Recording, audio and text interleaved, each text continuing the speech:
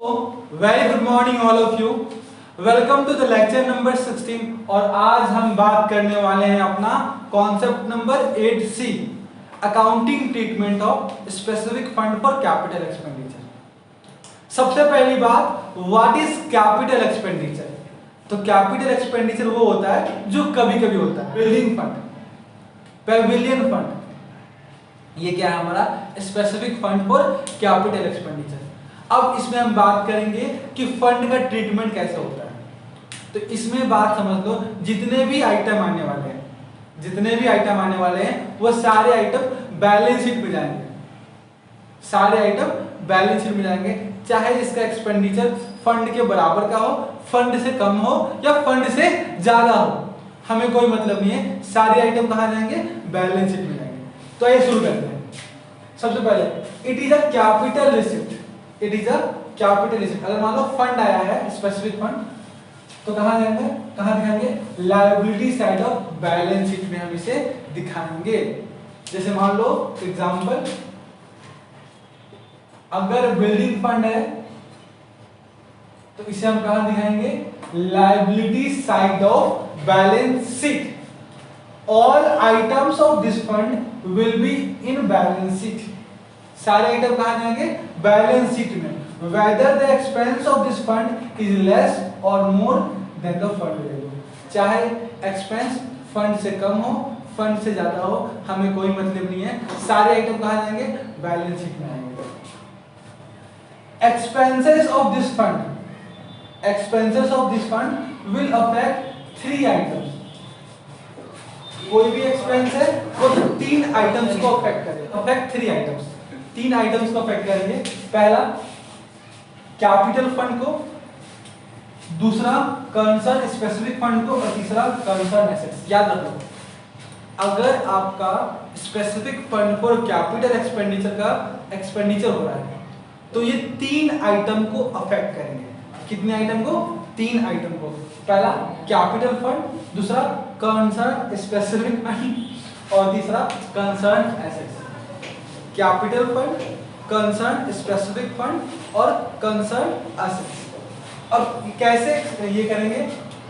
तो सबसे पहले expenses of this fund will increase the capital fund. अगर कोई फंड का एक्सपेंडिचर है तो वो हमारे कैपिटल फंड को इंक्रीज कर देगा, डिक्रीज कर देगा कंसर्न फंड को और इंक्रीज कर देगा कंसर्न एसेट्स को। कैसे? Expenses of this fund 3 items को अफेक्ट करेंगे। सबसे पहला कैपिटल फंड को, दूसरा कंसर्न स्पेसिफिक फंड को और तीसरा कंसर्न एसेट्स को। Capital fund, concern specific fund और कंसर्न एसेट्स। जैसे मान लो आपको मिला है बिल्डिंग फंड 2 लाख और आपने बिल्डिंग के ऊपर एक्सपेंस कर दिया है 1 लाख। ठीक है ना? बिल्डिंग एक्सपेंसेस कितना है? 1 लाख। अब थोड़ा सोचना,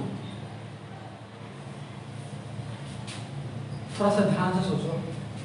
आपने बिल्डिंग एक्सपेंस कर दिया कितने का? 1 लाख का। अब 1 लाख की वैल्यू की बिल्डिंग आपको कहीं ना कहीं पड़ी हुई मिलेगी।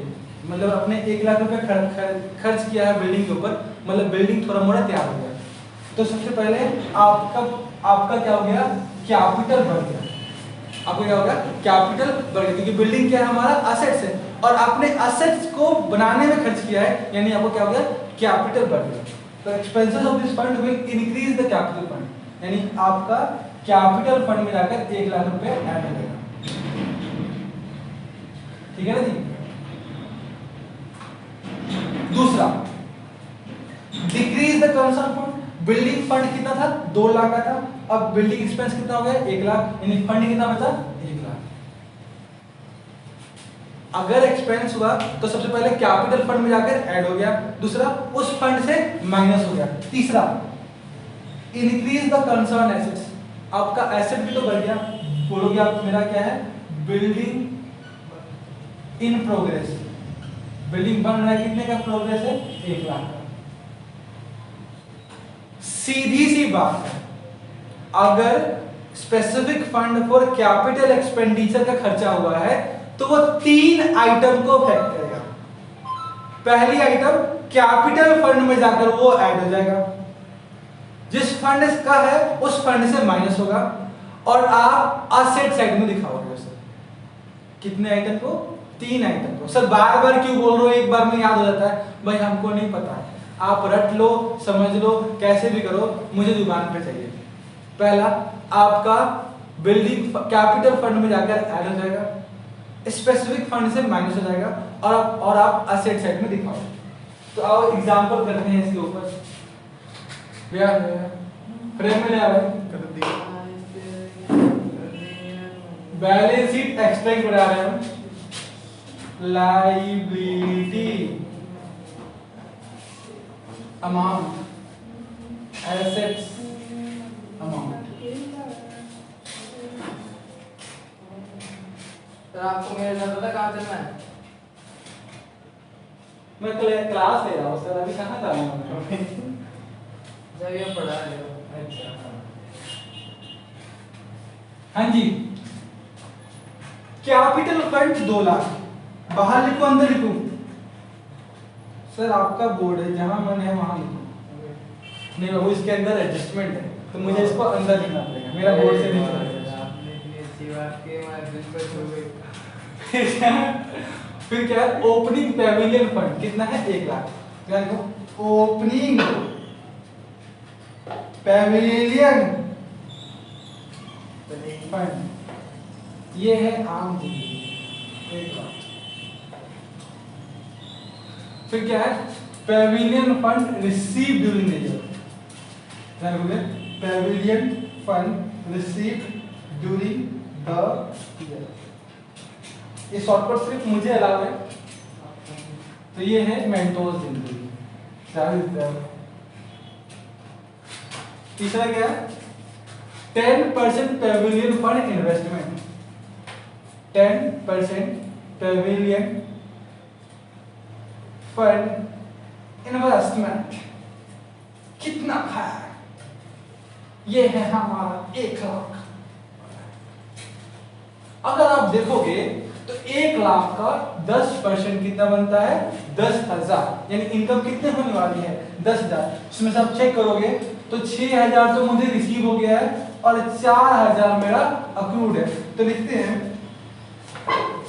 Plus interest received on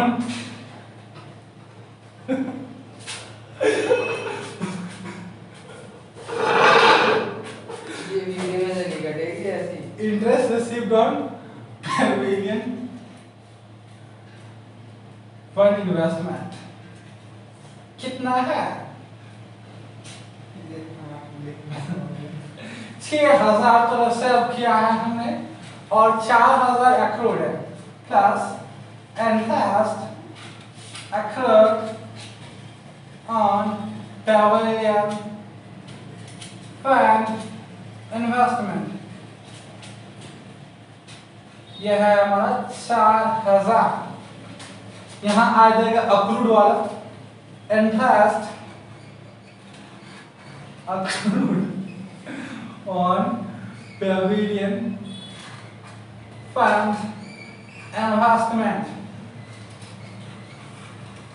4,000। अब मजाक छोड़ो, यहाँ सर हम कहाँ मजाक कर रहे थे, आप ही मजाक कर रहे थे, कोई बात नहीं। एक्सपेंसेस ऑफ पेविलियन फंड कितना है? 20,000। तो एक बार देखो जी हमारे पास कितना फंड हो गया? 1 लाख प्लस 40,000, 1,40,000 और 10, 1,50,000 का। और खर्च कितना हो रहा है? 20,000 का। तो मैंने आपको सिखाया है कि एक्सपेंसेस कितने जगह अफेक्ट करेगा? 3 जगह। तो सबसे पहले कैपिटल फंड में ऐड हो जाएगा, तो करना पेविलियन एक्सपेंसेस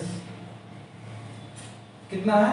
20,000। तो मैंने कैपिटल में जाकर ऐड कर दिया। दूसरा पॉइंट, उस फंड से माइनस हो जाएगा, तो माइनस कर दूंगा पेविलियन एक्सपेंसेस 20,000। और तीसरा असेट साइड में दिखाएंगे, तो पेविलियन इन प्रोग्रेस 20,000, ये हो गया 2,20,000 और ये हो गया 1,30,000।